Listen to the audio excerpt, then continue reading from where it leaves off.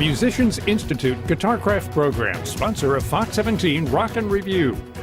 Fox 17 Rock and Review. My special guest today, Wanda Jackson, the queen of rockabilly, the first lady of rockabilly, with such a storied career, so many awards. Rock and Roll Hall of Fame in 2009, I believe. Yes, yes. And you've had so many other incredible awards through the years, and also working with Jack White. Yeah, that's right, I did. I love that last lived through album. it. Yeah, yes, you did. And that last album on the cover, you look so classy. You've got the glasses, and you're sitting in the back of the car. Oh, that's on the back, yeah. Yeah. Well, and a brand new book out. And this is Every Night is Saturday Night, A Country Girl's Journey to the Rock and Roll Hall of Fame. And you have such a storied career, and your book is coming out on November 14th. And you're still making music, you're still touring. But tell me a little about the book now. Well, it's the story of my life and my career because they're, the same. Right. And I enjoyed working with with Scott Bomar. Yeah. Wonderful young man, great writer. So he helped me organize everything and get it down. Well, you've got such an extensive career too, Wanda. We were talking earlier before we came down to the studio. Even as a young child, your father was a musician. Yeah. And he so put a guitar in my hand. Did he? Yeah, he got your first guitar. Well, and you and I were talking too about in the studio, you had that beautiful Martin guitar that had your name on the front. Mm-hmm. And you said that one's in the Rock and Roll Hall of Fame now? Right, hanging right there by the fringe dress. How amazing. And talking earlier on the news that your mother used to actually sew your clothes for you. Right. Well, she's very frugal, she was. And Daddy also, when they grew up in the Depression years, Yeah. So I bought a nudie suit outfit. Yeah, I love those. And she took a look at it, and she said, "You mean you paid $150? I wish I could pay $150 for a nudie suit. I'd be wearing one all the time. Yeah, she said, I can do that. I can do that, no problem. Wow. She did all the piping. Of course, I wasn't real country then. Yeah. I'd already changed that. But, yeah, she made all my clothes, street clothes, school clothes. Wow. Well, you were so far ahead of your time, too, Wanda, and a lot of our viewers may not realize this, but, you started out in country, and you were known for wearing the fringe dresses and the more outgoing. And then Elvis, when you were on tour with Elvis, he kind of suggested you go into more of the rock and roll, right? Right. Yeah, I was just always country. Yeah. And, yeah, Elvis, when I was working with him, encouraged me to try it and explained, if you want to sell a lot of records, you're going to have to do this music because the young kids have the money and they're the ones coming out. Right. And so my dad and I thought about that, and I think he's right. And obviously you guys made the right decision. Yeah, we did. Yeah. Well, I'll tell you what, in the book also, Wanda, I wanted to bring up, as I was going through it, seeing the pictures of you and Gene Vincent, and pictures with Elvis and so many stars in here that you've worked with over the years. And then even, in the 80s and 90s and now, you're huge in Europe as well. I've lost a little weight. Huge in fame. And so many hit records. It's just amazing. Oh. So what made you decide now was the time to write the book? Now that you're 80 years young and you've been in this career for a little while, why now?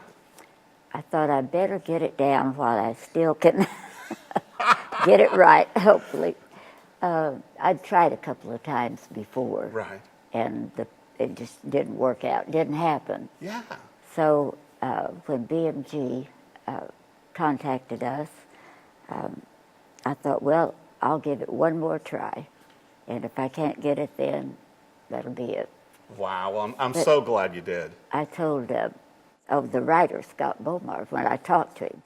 But anyway, I said, I don't know about my life. I don't think it's very exciting. Oh, my gosh. I mean, I never got into drugs. Right. I never was in rehab. Right. And anything, no smutty, I was squeaky clean. Yeah, well, and also, like you pointed out, too, even back in the Elvis days, your dad was kind of acting as a chaperone and everything, too, and managing. Management, driving, chaperone, Yeah. And that's great, though. And It was. with your mom doing the clothes, I mean, it's a great family music tradition then. Yeah, That certainly you was. carried on and still performing, you know, now. Uh-huh. And in fact, for the book, you're going to be doing a book release and performance November 14th in LA. Yeah, And then you're going to do one here in Nashville on December 2nd, I believe, right? I think so. At the Country Music Hall of Fame? Yeah. Wow. I'll get to see my video again. That's so incredible. You know, I don't think I mentioned, I think I brought it up in the news, but, you know, in Oklahoma City where you were raised and where you live now, they even have Wanda Jackson Way Street. I've got two actually in Oklahoma. Really? Yeah. 2 streets? Yeah, one in my where I was born, Right. at Wanda Jackson Boulevard, I think it is. Wow. And then someone made it happen for me in Oklahoma City. Well, I think you're deserving. I wanted to bring up also, with some of the Pledge Music stuff you have going, Wanda, you're tied in with Daisy Rock Guitars. And so you guys are going to be auctioning off some Daisy Rock guitars that are the Wanda Jackson models. Mm-hmm. And then some of your lyric sheets and posters and everything else on Pledge Music. I know it. They have nice bundles, they call them. Yeah. Well, it's so funny because I was asking about your guitar. We were talking about your Martin, and you've had different guitars throughout the years. But now you're playing the Daisy Rocks, and those are pretty shiny, pretty guitars. Yeah, they are.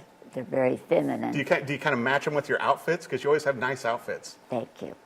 I would tell the audience, this guitar is made for girls. It's lighter weight, smaller, a little smaller, and it's cut down in just the right place. I said, Dolly Parton is going to love this. Oh, that's so incredible. It's so incredible. Well, you know, and like we talked about too, Wanda, earlier, you know, you really opened the door for a lot of female rock musicians and a lot of musicians in general to where you went into uncharted territory with rock and roll. You were one of the first ladies involved in it. Yeah, I'm proud to say. And still doing new ground, right? Right, all the time I'm hearing these beautiful young people saying, you encouraged me. You know, I heard your records. I know Linda Gale Lewis. Right. She said, I always wanted to sing what Jerry Lee did. But she said, I guess I couldn't do it because I was a girl. Right. But I was working with him on a tour, and she was along. She said, boy, when I heard you, I said, I can do it too now. That's right. Yeah, How incredible. Well, you know, it's such a great thing, and I'm so glad you did this book so that everybody can know, you know, your incredible musical history. And I wanted to bring up also that you've got a few people that may be known that wrote nice comments about you in your book, from Adele, Jack White, Cyndi Lauper, Bruce Springsteen, and Bob Dylan. Yes. A few of your closest friends, right? That's yeah. That's not bad for the back of a book, you know? Yeah.